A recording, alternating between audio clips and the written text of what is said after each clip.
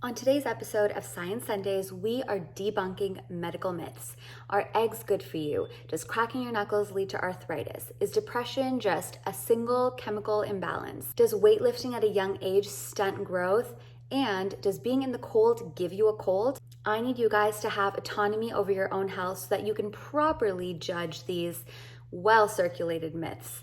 We're going to discuss all of this today, and we'll jump right in. Myth number 1 says that egg yolks are bad for you, but we have eaten eggs since the dawn of mankind and evenly across the entire planet and across cultures. These days, egg yolks specifically are considered unhealthy because of their content of cholesterol. So let's talk about this because studies have gone both ways on this topic and have been debated endlessly. But anyone who tells you that changing the cholesterol content in your diet will affect the cholesterol measurements of your blood is not telling you the whole story. Your body can absolutely absorb cholesterol through diet, but it also synthesizes cholesterol on its own in the liver, in the adrenal glands, in the intestines, in the gonads, and so many other cells in the body. In fact, 75% of the cholesterol in our body is produced endogenously, and only 25% is consumed through food.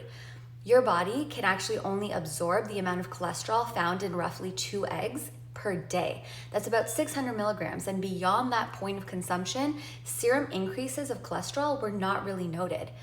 So why would your body synthesize so much of something that's so bad for you? Because cholesterol is vital for our existence. It makes up a part of the membrane that surrounds every one of our cells. It is a key precursor to vitamins and hormones, and even though we call cholesterol good or bad, the only time cholesterol is truly bad is if it's forming a plaque in our arteries. We won't get into the roles of cholesterol in the body, why we call it good or bad, and how they lead to atherosclerosis and other pathologies because it really needs a whole dedicated video. But let me quickly tell you how the body produces so much of its own. The 2 precursors of cholesterol are acetyl-CoA and acetoacetyl-CoA, which are breakdown products of both carbohydrates by glycolysis and lipids by oxidation. This is important to mention because usually when we're advised on cholesterol reduction, lipids and triglycerides are the culprits we're told to limit, and carbohydrates are largely forgotten, when in our modern day diet, they play a huge role in cholesterol synthesis. So acetyl-CoA and acetoacetyl-CoA come together and they produce HMG-CoA, which can go on to produce ketone bodies, or it can produce mevalonic acid by the enzyme HMG-CoA reductase.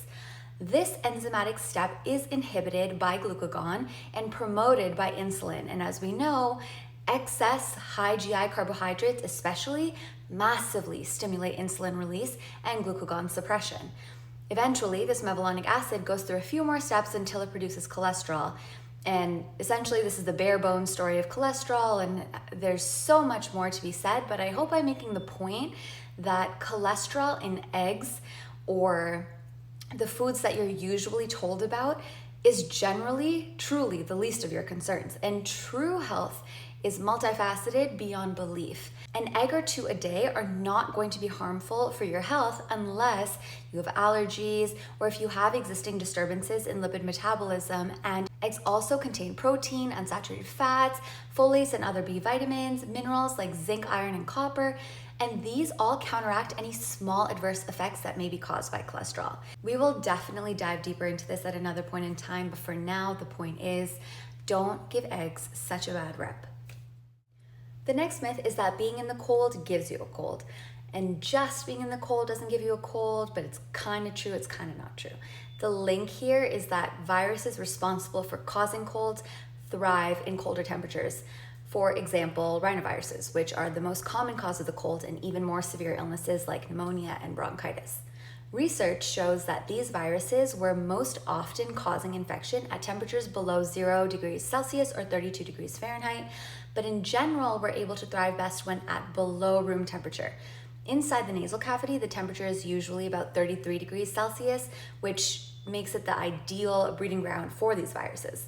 Influenza, of course, is another big concern and also has been suggested to thrive ideally below 5 degrees Celsius or 41 Fahrenheit. But compounding with these factors, the cold weather also brings about poor habits and undesirable circumstances on our end because we spend less time outside in fresh air, exercising, getting vitamin D from sunlight, and the coinciding of this period with the holiday season and spending more time with friends and family indoors means we're eating bad foods, we're confined to close quarters with more people and more chances of contracting infection from one another.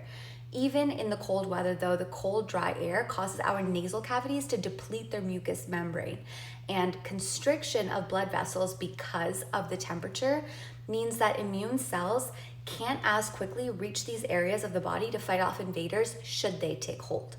So this is not entirely a myth, but the facts are definitely misconstrued, and knowing the actual exposure leading to possible infection next winter means you can fight it. Get outside, exercise, make sure your vitamin D intake is top notch. Don't sneeze, don't cough into your hands, and especially not around others. Get plenty of sleep, and of course, get the flu vaccine. Number 3 is that cracking your knuckles leads to arthritis. In your hands, you have these small individual bones called phalanges, and between them exists a synovial capsule that contains synovial fluid, and this serves the purpose of lubricating the joint and protecting the phalanges in your hand so that cartilage or bone from one phalange doesn't directly grind on another. When you crack your knuckles, all you're really doing is popping bubbles of gas in the synovial fluid, just like bubble wrap. It's called tribonucleation. The fluid contains gases like oxygen, nitrogen, and carbon dioxide. So when you go to crack your knuckles, you create this negative pressure, which draws gases into the synovial fluid, into a bubble, which then you can burst and create that really satisfying cracking sound. This is why you can't continuously crack the same joint over and over again, because you actually have to wait for the gases to build back up in the fluid. Studies have shown that those who crack their knuckles have the same function, grip strength, and range of motion generally as those who don't. There's just a slight decline momentarily after you crack them. Only when we have pathology within joint spaces can we end up with arthritis.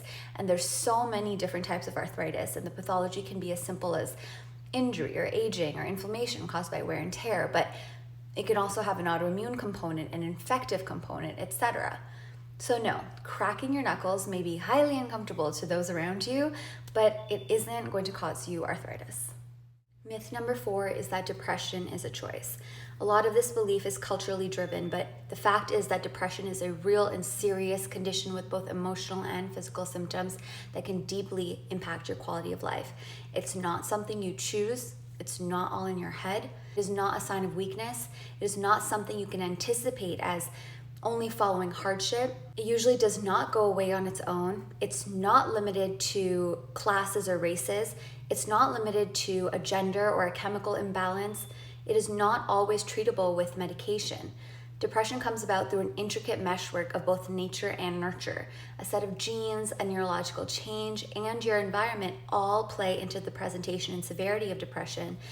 And so because so many factors are involved, it is so hard to sort it out. It is not a choice to snap in and out of a true depressed state.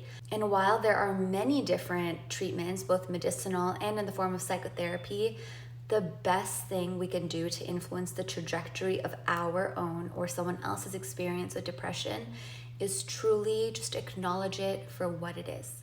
And finally, working out stunts growth. No, the myth that kids will stop growing if they lift weights at a young age is an old wives' tale with no scientific backing, but we can explain where the misconception comes from. In 1842, a study concluded that the height difference between kids working in coal mines and those in other occupations must be the result of the heavy loads they were required to lift. And then if you look across history, some of the strongest weightlifters in the world have been on the shorter side. But what came first, the chicken or the egg? Is this a cause and effect relationship, or does the shorter stature just allow a different mechanical leverage and advantage in the sport? These days, the concern is largely that weightlifting causes injury to growth plates, which stunts growth. Growth plates are these cartilaginous areas of growing tissue located at ends of long bones, like the femur in our thigh, for example.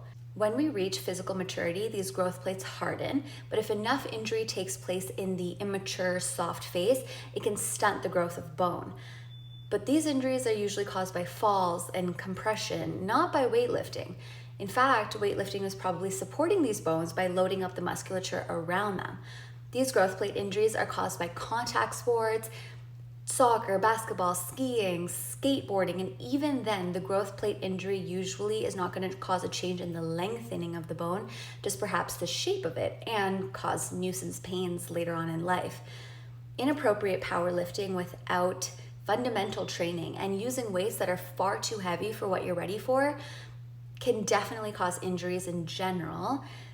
But with consistent consideration for proper training, technique, supervision, and safety practices, resistance training is not going to stunt height and is in fact recommended by guidelines, not only for body composition and confidence and development, but even for long-term cardiac function. If you're still concerned, start your child off with bodyweight exercises like push-ups, pull-ups, lunges, squats, and work your way up. Always establish foundations before moving ahead. Training at a young age isn't really going to benefit your body composition in terms of musculature simply because of lack of hormonal support to actually create the changes you want.